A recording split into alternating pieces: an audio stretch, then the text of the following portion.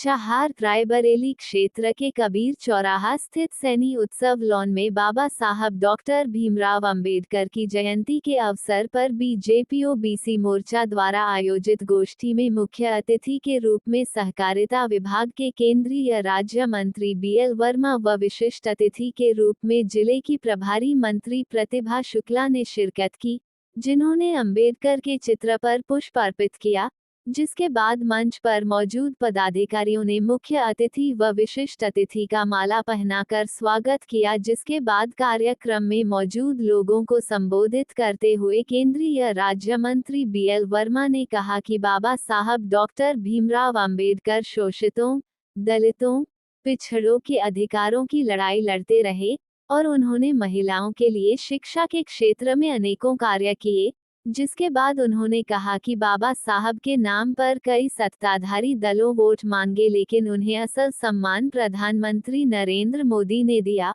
और आज पूरे देश में भारतीय जनता पार्टी बूथ स्तर पर उनकी जयंती मना रही है।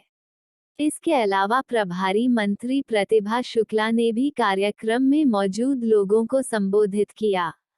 इस मौके पर ओबीसी मोर्चा की राष्ट्रीय कार्य समिति सदस्य अनुपमा लोधी, बीजेपी जिला अध्यक्ष रामदेव पाल, ओबीसी मोर्चा के जिला अध्यक्ष राधेश्याम सोनी, मनीष कौशल, जय कृष्ण जायसवाल, विवेक कौशल समेत बड़ी संख्या में लोग मौजूद रहे।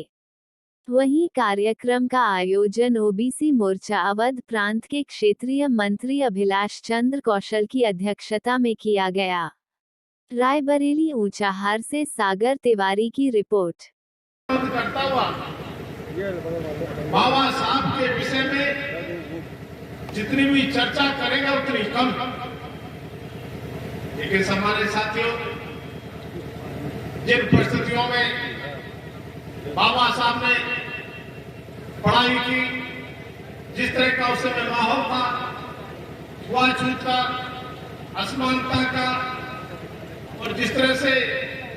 दलितों के साथ जो बहुत भेदभाव होता था, उसको लेकर के बाबा साहब कितने चिंतित रहते थे। और जब पढ़ाई करने के बाद, देश आजाद होने के बाद संविधान बनाने की जब बात आई, बाबा साहब उस संविधान कमेटी के अध्यक्ष बने। जिस तरह से रात और दिन चिंतन मंथन करने के बाद भारतीय लोकतंत्र को मजबूत करने के लिए कानून व्यवस्था इस तरह की रहे कि सबको समान अधिकार, सबको